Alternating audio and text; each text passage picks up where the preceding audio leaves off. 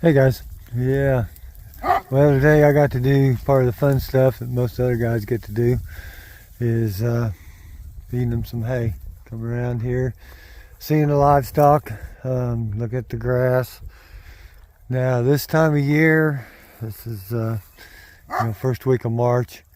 Yeah, the grass is getting pretty short. They've had some grazing all winter, and this is you know February and March, especially March, is probably our biggest feeding month because we've had grazing up until this time, and by this time of the year they've got a lot of it grazed out.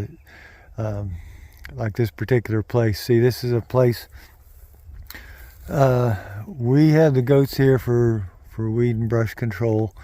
The owner has cows on here, and so he'll be feeding his cows here, and they'll be eating, whatever grass they can find all winter long. And so yeah, by this time it's not gone. It's not terrible, but yeah, we're feeding some hay now. We've probably just started. Probably haven't fed too many bales. We'll feed about a bale a week here. I just look at how many animals we have on a place, and I know those nannies are going to eat about 4 pounds a day, roughly, and so that's what we'll put out, that much, and then he'll put out hay for his cows, and our goats might eat some of his cow hay, and his cows are going to eat some of our goat hay. We don't get too upset about it. You want to, of course, you want to make this arrangement with somebody that you've known or can trust or get along with.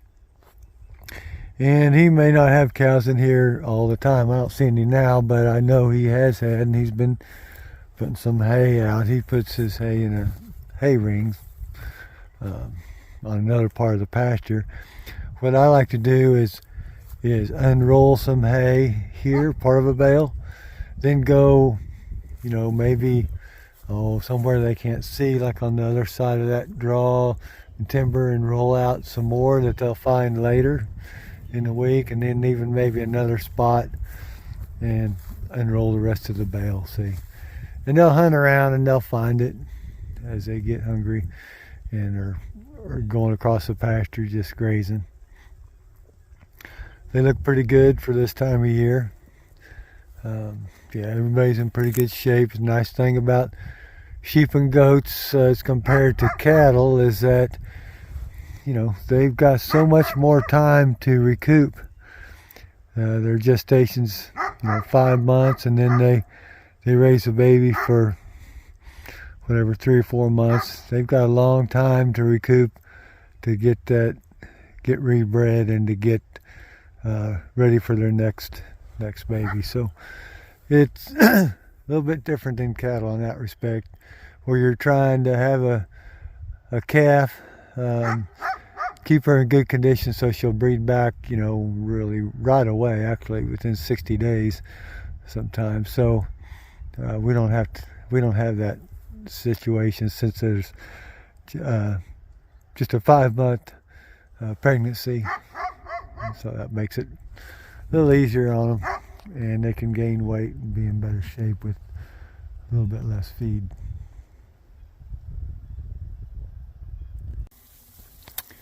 So there, I unrolled a little bit of hay out for these guys. See there, probably more than I really wanted to here. Half your hay of a bale is in the outer third, because it's just bigger out there. So yeah, I probably gave them, maybe more than half a bale here, because some of it fell off back there, you see. But I'll put the others someplace they'll find it here in a few days. But no, they're all looking pretty good shape. There's some through here. We'll be gathering these up and giving them their CD&T and an Endovac shot, probably I don't know, maybe start next week here. We want to do that between 1 to 2 months before they start kidding, and that's about where we're at. And we've got some little bucklings in here. I don't know, they don't really get treated very good, nothing special about them. They basically, if they can make it through the winter, then we keep them.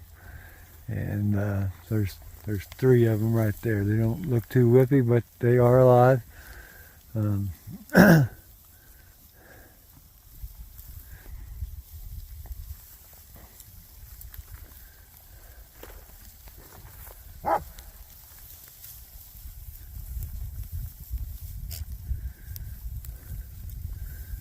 So yeah, they're really, for the most part, pretty good shape. There'll be some in here.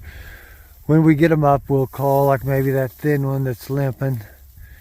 And I saw another one with a bad bag that we must have missed when we were going through them.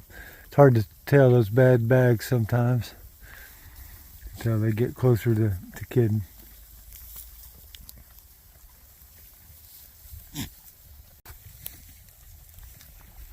And there's one of the mature bucks that we put in here. We don't just put the little bucklings in here by themselves and count on them to breed anything. There's a mature buck and there's a mature buck.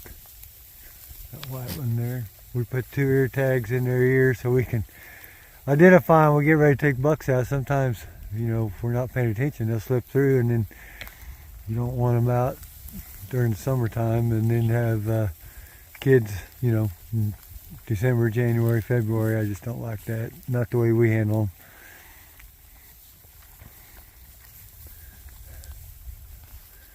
And there's that that little guy there. We'll see what he grows out to.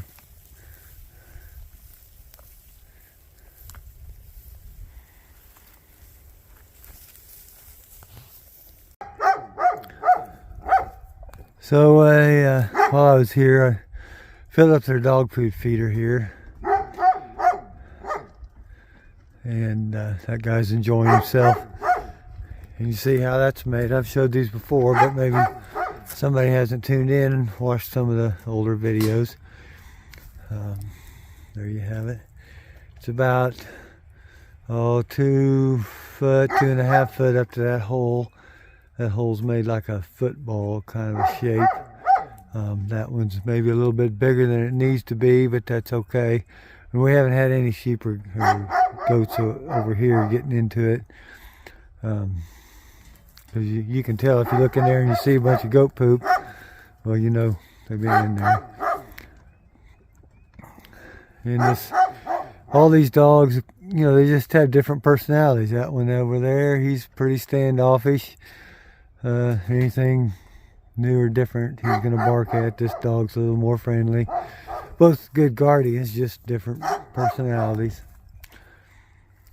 And so I enrolled some more of that hay back into these woods back in there, and then I'm going to take this core and I'll put it down into there somewhere. It's supposed to rain, and that way it'll stay kind of better as far as, you know, getting rained on. So we try to come to these places. It works best if we can just come once a week, put out the dog food, check the fence, and put out the hay they need. But now some places we have to put out hay more often than that, based on the amount of animals we have there and the amount of little grass and grazing that they might have around. So but this place we can just come once a week, bring them a bale if it's that time of year, and keep our labor down. Labor's one of the biggest factors, you know. If you even if you don't pay yourself, you're doing it, and you got to be there and you got to do it. If you're paying yourself or you're paying somebody else to do it, you want to be economical about it. It's one of our biggest overheads is labor, and so we're trying to be strategic and in how we used to labor. Well, I guess I'm going to get on to the next thing we need to do. So thanks for tuning in.